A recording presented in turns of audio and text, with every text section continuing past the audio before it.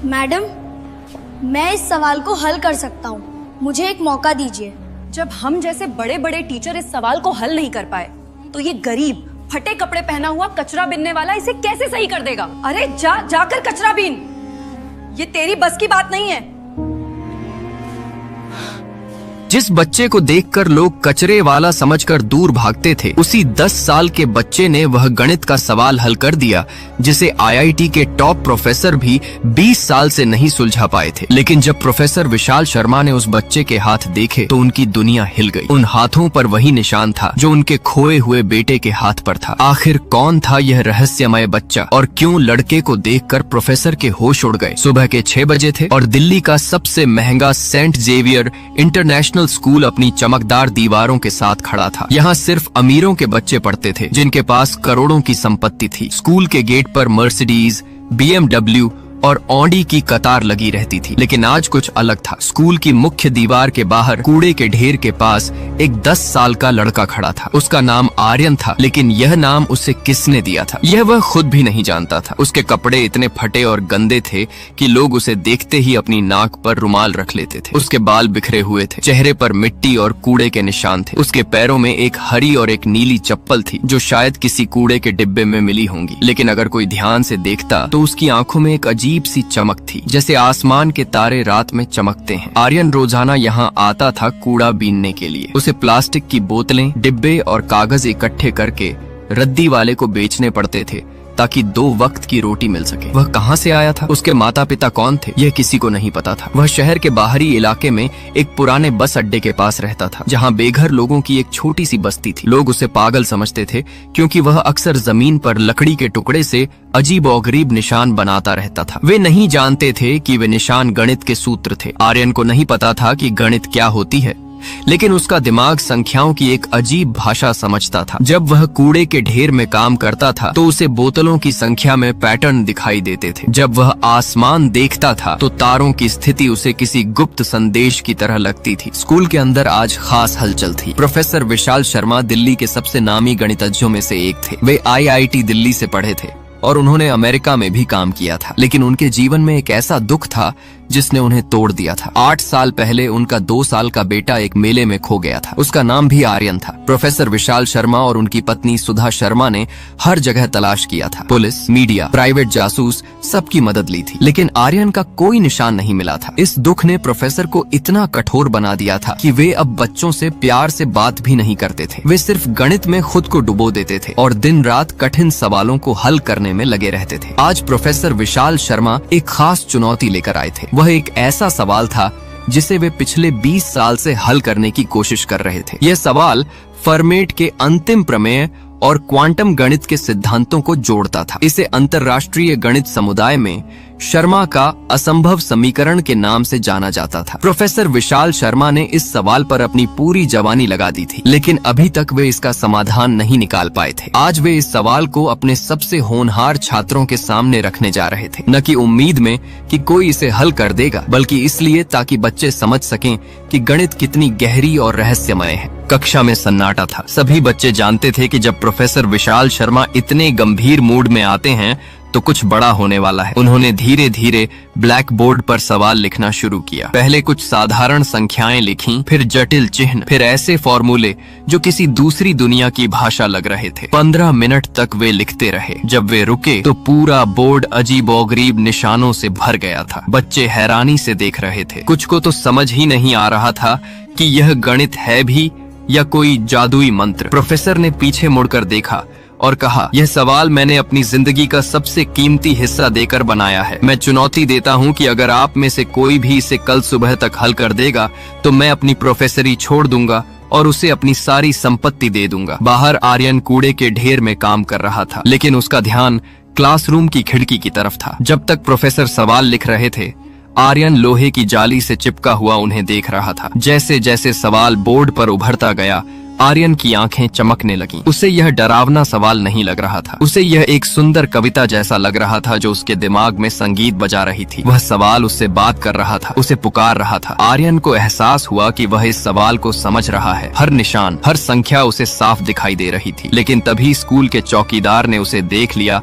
और डंडा लहराते हुए आया। यहाँ से गंदे, स्कूल को बदनाम कर रहा है। आर्यन भाग गया, लेकिन वह सवाल उसके दिमाग में घर कर गया था। रात के 11 बजे थे। शहर की रोशनियां धीरे धीरे बुझ रही थीं, लेकिन आर्यन की आंखों में नींद नहीं थी। वह अपनी जगह पर लेटा हुआ था, एक पुराने बस स्टॉप के नीचे, जहां उसने अखबारों और कार्डबोर्ड के टुकड़ों से एक छोटा सा बिस्तर बनाया था। उसके पास न कोई तकिया था, न कंबल। सर्दी में वह अपने फटे कपड़ों में ही ठिठुरता रहता था। आज भी पेट में भूख के मरोड़ उठ रहे थे, क्योंकि उसे 2 दिन से सिर्फ एक रूखी रोटी मिली थी। लेकिन भूख से भी ज्यादा तेज उसके दिमाग में वह सवाल गूंज रहा था। वे निशान, वे संख्याएं, वे फॉर्मूले, सब कुछ उसकी आंखों के सामने नाच रहा था। उसे लगा जैसे वह सवाल उससे कह रहा हो, आर्यन, मैं तुम्हारा इंतजार कर रहा हूँ, आओ और मुझे हल करो। आर्यन चुपचाप उठा। आसपास सभी बेघर लोग सो रहे थे। कुछ शराब पीकर बेहोश पड़े थे, कुछ ठंड से कांप रहे थे। आर्यन ने अपने पैरों में वे अलग अलग रंग की चप्पलें पहनी और सड़क पर निकल पड़ा। रात में दिल्ली की सड़कें वीरान लगती थीं। यहाँ वहाँ कुछ देर से लौटने वाली कारें दिखाई देती थीं। आर्यन तेजी से स्कूल की तरफ भागा। उसके दिल में एक अजीब सा जज्बा था। वह नहीं जानता था कि यह क्या है, लेकिन वह जानता था कि उसे वह सवाल हल करना है, जैसे यही उसकी जिंदगी का मकसद हो। स्कूल पहुंचकर आर्यन ने देखा कि मुख्य गेट बंद था और चौकीदार अपनी कुटिया में सो रहा था। लेकिन आर्यन जानता था कि स्कूल की पिछली दीवार में एक जगह टूटी हुई थी, जहां से वह अक्सर कूड़ा उठाने घुसता था। वह चुपचाप उस जगह पहुंचा और दीवार से होकर स्कूल के अंदर घुस गया। स्कूल का बगीचा रात में बहुत डरावना लग रहा था। पेड़ों की छायाएं भूतों की तरह हिल रही थीं, लेकिन आर्यन को कोई डर नहीं लग रहा था। वह सीधे उस कक्षा की तरफ गया जहां दिन में वह सवाल लिखा गया था। कक्षा की खिड़की खुली थी। आर्यन ने अंदर झांका। बाहर से स्ट्रीट लाइट की हल्की रोशनी अंदर आ रही थी, जो सीधे ब्लैक बोर्ड पर पड़ रही थी। वह सवाल अभी भी वैसे ही लिखा हुआ था। आर्यन की सांस तेज हो गई। वह खिड़की से अंदर कूद गया। कमरे में अंधेरा था, लेकिन बोर्ड साफ दिखाई दे रहा था। आर्यन धीरे धीरे आगे बढ़ा। उसके पैर कांप रहे थे, लेकिन डर से नहीं बल्कि उत्साह से। वह टीचर की मेज के पास गया और वहां से एक चौक का टुकड़ा उठाया। वह चौक उसके गंदे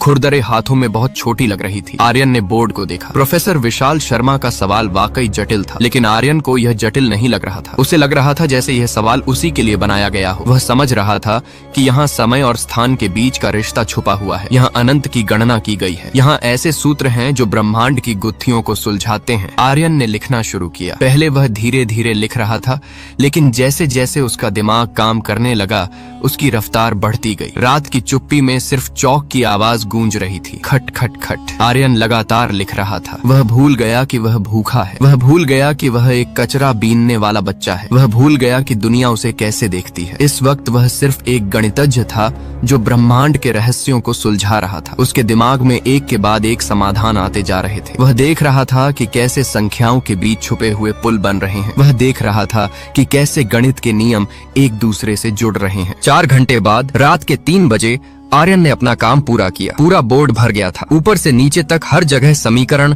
फॉर्मूले और गणना लिखी हुई थी, और सबसे नीचे एक छोटे से बॉक्स में आर्यन ने अंतिम उत्तर लिखा था। वह उत्तर इतना सरल था कि कोई भी हैरान रह जाता। इतने जटिल सवाल का जवाब था 1, सिर्फ एक संख्या। आर्यन पीछे हटा और अपने काम को देखा। उसके चेहरे पर एक संतुष्टि की मुस्कान थी, जो शायद उसे कभी खुशी के मौकों पर भी नहीं मिली थी। आर्यन ने चौक वापस मेज पर रख दी। वह एक बार फिर बोर्ड को देखता रहा, जैसे एक कलाकार अपनी कलाकृति को निहारता है। फिर वह खिड़की की तरफ गया। बाहर सुबह होने में अभी भी समय था। वह खिड़की से बाहर कूद गया और उसी रास्ते से जहाँ से आया था, स्कूल से बाहर निकल गया। वह अपनी जगह वापस चला गया, अपने कार्डबोर्ड के बिस्तर पर लेट गया और तुरंत गहरी नींद में सो गया। उसे नहीं पता था कि अगली सुबह उसकी जिंदगी हमेशा के लिए बदल जाने वाली है। सुबह 8 बजे प्रोफेसर विशाल शर्मा अपने हमेशा के समय पर स्कूल पहुंचे। वे आज भी गुस्से में लग रहे थे, क्योंकि उन्हें पता था कि कल का सवाल कोई हल नहीं कर पाया होगा। वे सीधे अपनी कक्षा में गए। उनके साथ स्कूल की प्रिंसिपल मीरा भी थीं, जो देखना चाहती थीं कि क्या वाकई कोई छात्र इस असंभव चुनौती को पूरा कर पाया है। जैसे ही प्रोफेसर ने कक्षा का दरवाजा खोला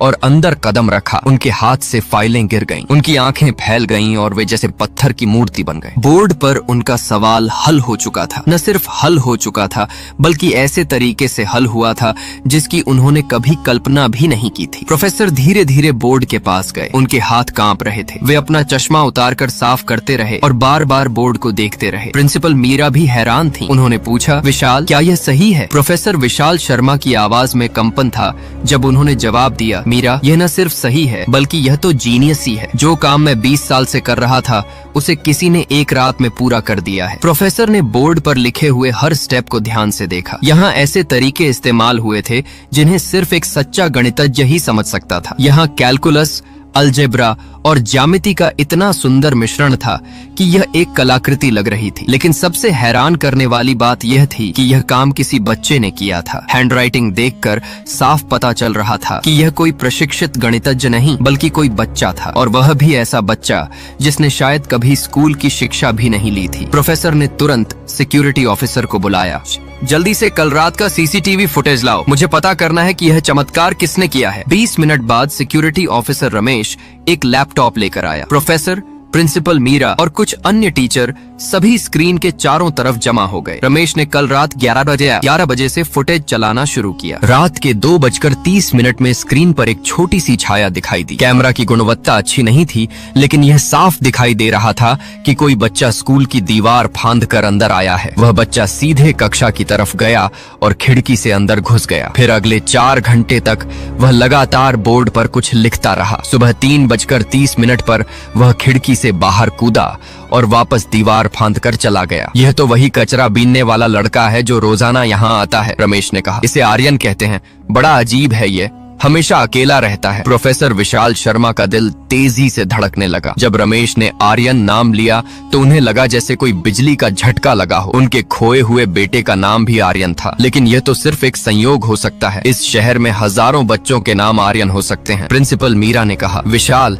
यह बहुत अजीब बात है। एक कचरा बीनने वाला बच्चा इतनी उच्च स्तर की गणित कैसे जान सकता है? कहीं कोई धोखाधड़ी तो नहीं? प्रोफेसर ने जवाब दिया, मीरा, मैं इस सवाल को 20 साल से जानता हूँ। यह कहीं किसी किताब में नहीं मिलेगा। यह मेरा अपना बनाया हुआ सवाल है, और जो तरीका इस्तेमाल करके इसे हल किया गया है वह इतना अनोखा है कि यह सिर्फ एक सच्चा जीनियस ही कर सकता है। प्रोफेसर का दिल बेचैन हो रहा था। वे उस बच्चे से मिलना चाहते थे जिसने यह कमाल किया था, लेकिन उनके मन में एक डर भी था। कहीं यह वही आर्यन तो नहीं जो 8 साल पहले खो गया था? लेकिन यह कैसे हो सकता है? अगर वह उनका बेटा होता तो वह इस हाल में कैसे होता, और इतनी छोटी उम्र में इतना गणित कैसे जानता? प्रोफेसर ने रमेश से कहा, तुम्हें पता है ये आर्यन कहाँ रहता है? रमेश ने जवाब दिया, साहब, मैंने सुना है वह पुराने बस अड्डे के पास कहीं रहता है। वहाँ बहुत से बेघर लोग रहते हैं। प्रोफेसर ने तुरंत निर्णय लिया, मैं आज ही उससे मिलने जाऊंगा। मुझे पता करना है कि यह बच्चा कौन है और इसने यह गणित कहाँ से सीखी है। दोपहर के समय प्रोफेसर विशाल शर्मा और प्रिंसिपल मीरा स्कूल से निकले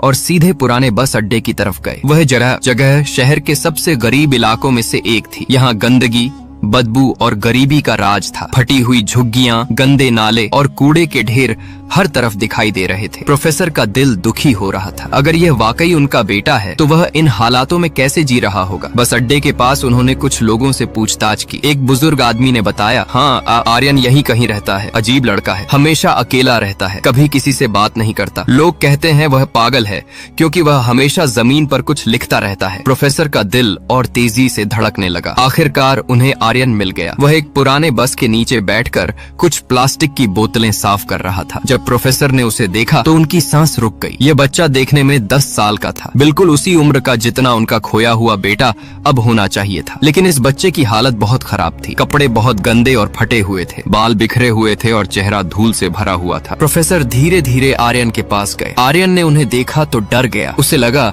शायद स्कूल में घुसने की वजह से उसे सजा मिलने वाली है। वह भागने की कोशिश करने लगा, लेकिन प्रोफेसर ने प्यार से कहा, आर्यन, डरो मत, मैं तुम्हें कोई नुकसान नहीं पहुंचाऊंगा, मैं सिर्फ तुमसे बात करना चाहता हूँ। आर्यन ने डरते डरते प्रोफेसर विशाल शर्मा की तरफ देखा। उसकी आंखों में भय था, लेकिन साथ ही एक अजीब सी पहचान भी थी, जैसे वह इन आंखों को कहीं देखा हो। प्रोफेसर ने धीरे से पूछा, बेटा, तुम्हारा नाम आर्यन है ना? आर्यन ने हिचकिचाते हुए सिर हिलाया। और तुमने कल रात स्कूल में जाकर बोर्ड पर गणित का सवाल हल किया था? आर्यन का डर और बढ़ गया। उसे लगा अब पक्का उसे पुलिस के हवाले कर दिया जाएगा। उसने कांपती आवाज में कहा, साहब, मैंने कुछ नहीं चुराया, मैंने बस उस सवाल को ठीक किया था, वह मुझे परेशान कर रहा था। प्रोफेसर का दिल पिघल गया। उन्होंने घुटने टेक कर आर्यन के बराबर बैठते हुए कहा, बेटा तुमने कुछ गलत नहीं किया है, उल्टे तुमने एक बहुत बड़ा काम किया है। मैं सिर्फ यह जानना चाहता हूँ कि तुमने यह गणित कहाँ से सीखी। आर्यन ने धीरे से जवाब दिया, साहब मैंने कहीं से नहीं सीखी, मुझे बस संख्याएं समझ आती हैं। जब मैं उस सवाल को देखा तो मुझे लगा जैसे वह मुझसे बात कर रहा हो। प्रोफेसर विशाल शर्मा को एहसास हो रहा था कि यह कोई साधारण बच्चा नहीं है, लेकिन उनके मन में अभी भी सबसे बड़ा सवाल यह था कि कहीं यह उनका खोया हुआ बेटा तो नहीं। उन्होंने हिम्मत करके पूछा, आर्यन तुम्हें अपने माता पिता के बारे में कुछ याद है? आर्यन ने सिर हिलाया, नहीं साहब मुझे कुछ याद नहीं है, मैं जब से होश संभाला है यहीं रह रहा हूँ। प्रोफेसर का दिल जोर से धड़कने लगा। उन्होंने कांपती आवाज में पूछा, आर्यन तुम्हारे हाथ पर कोई निशान है? आर्यन ने हैरानी से अपने हाथ देखे। उसके दाएं हाथ की हथेली पर एक छोटा सा जन्मजात तिल था जो एक तारे की शक्ल का था। प्रोफेसर जब उस निशान को देखा तो उनकी आंखों में आंसू आ गए। यही निशान उनके खोए हुए बेटे के हाथ पर भी था। प्रोफेसर ने कांपते हाथों से आर्यन का हाथ पकड़ा, उस तारे के निशान को छुआ। उनकी आवाज में कंपन थी, आर्यन यह निशान यह बिल्कुल वैसा ही है जैसा मेरे बेटे के हाथ पर था। आर्यन हैरानी से उनकी तरफ देखने लगा। आपका बेटा? प्रोफेसर की आंखों से आंसू बह रहे थे। हाँ मेरा बेटा भी आर्यन नाम था। वह 8 साल पहले खो गया था, तब वह सिर्फ 2 साल का था। आर्यन को कुछ समझ नहीं आ रहा था। वह सिर्फ यह देख रहा था कि यह बड़ा आदमी क्यों रो रहा है। प्रोफेसर ने अपने आंसू पोंछे और कहा, आर्यन मैं तुम्हें एक जगह ले चलना चाहता हूँ। वहाँ एक औरत है जो तुम्हें देखकर बहुत खुश होगी। आर्यन डर गया, साहब मैं कहीं नहीं जाऊंगा, मुझे यहीं रहना है। प्रोफेसर ने धैर्य से कहा, बेटा डरो मत, मैं तुम्हारा नुकसान नहीं करूंगा, मैं सिर्फ तुम्हें अपने घर खाना खिलाना चाहता हूँ। तुम कब से भूखे हो? आर्यन का पेट सच में खाली था। उसे 2 दिन से सिर्फ पानी मिला था, लेकिन वह अभी भी हिचक रहा था। प्रोफेसर ने कहा, चलो पहले तुम्हें खाना खिलाते हैं, फिर मैं तुम्हें वापस यहीं छोड़ दूंगा। आखिरकार आर्यन मान गया। प्रोफेसर आर्यन को अपनी कार में बिठाकर अपने घर ले गए। रास्ते में आर्यन बहुत चुप था। वह कार की खिड़की से बाहर देख रहा था। जब वे प्रोफेसर के घर पहुंचे तो आर्यन हैरान रह गया। यह एक बहुत बड़ा और सुंदर घर था। बगीचा, फूल, सुंदर दरवाजा, सब कुछ उसके लिए किसी सपने जैसा था। प्रोफेसर ने घर की घंटी बजाई। दरवाजा खुला तो सामने एक औरत खड़ी थी। यह सुधा शर्मा थी, प्रोफेसर की पत्नी। जब उन्होंने आर्यन को देखा तो वे जैसे पत्थर की हो गईं। उनका चेहरा सफेद पड़ गया और वे दरवाजे का सहारा लेकर खड़ी हो गईं। प्रोफेसर ने कहा, सुधा यह आर्यन है, वही बच्चा जिसने मेरे 20 साल पुराने सवाल को हल किया है। सुधा शर्मा धीरे धीरे आर्यन के पास आईं। उन्होंने उसका चेहरा ध्यान से देखा। आर्यन की आंखें, नाक, कान, सब कुछ उन्हें जाना पहचाना लग रहा था। उन्होंने कांपती आवाज में पूछा, विशाल ये कहीं वही तो नहीं? प्रोफेसर ने कहा, सुधा इसके हाथ पर वही तारे का निशान है। सुधा शर्मा ने आर्यन का हाथ देखा। जब उन्होंने उस निशान को देखा तो वे रोने लगी। आर्यन समझ नहीं पा रहा था कि यह सब क्या हो रहा है। उसने पूछा, आंटी आप क्यों रो रही हैं? सुधा शर्मा ने उसे गले लगा लिया। बेटा तुम मेरे बेटे जैसे लगते हो। आर्यन को यह गले लगना अजीब लगा, लेकिन अच्छा भी लगा। उसे किसी ने कभी इतने प्यार से गले नहीं लगाया था। सुधा शर्मा ने आर्यन को नहलाया, उसे नए कपड़े पहनाए और खाना खिलाया। जब आर्यन साफ सुथरा हुआ तो वह बिल्कुल किसी और ही बच्चे की तरह लग रहा था। सुधा शर्मा का दिल कह रहा था कि यही उनका खोया हुआ बेटा है, लेकिन उनका दिमाग कह रहा था कि यह कैसे हो सकता है। रात के समय जब आर्यन सो गया तो प्रोफेसर और सुधा शर्मा बात करने बैठे। सुधा ने कहा, विशाल मैं जानती हूँ यह पागलपन लगता है, लेकिन यह बच्चा हमारे आर्यन जैसा लगता है। प्रोफेसर ने जवाब दिया, सुधा मुझे भी यही लग रहा है, लेकिन अगर यह वाकई हमारा बेटा है तो वह इतने साल कहाँ था और इसे गणित का इतना ज्ञान कैसे है? अगले दिन प्रोफेसर ने डॉक्टर से संपर्क करके आर्यन का डीएनए टेस्ट कराने का फैसला किया, लेकिन उनके दिल में पहले से ही यकीन था कि यह उनका अपना बेटा है। वे आर्यन को वापस स्कूल भी ले गए और सभी टीचर्स के सामने उसे सम्मानित भी किया। 3 दिन बाद डीएनए टेस्ट के रिपोर्ट आए। प्रोफेसर विशाल शर्मा और सुधा शर्मा डॉक्टर के केबिन में बैठे थे। उनके दिल की धड़कनें तेज हो रही थीं। डॉक्टर ने रिपोर्ट खोली और मुस्कुराते हुए कहा, बधाई हो, यह 100% साबित हो गया कि आर्यन आपका अपना बेटा है। यह सुनते ही सुधा शर्मा खुशी से रो पड़ी और प्रोफेसर की आंखों में भी आंसू आ गए। 8 साल बाद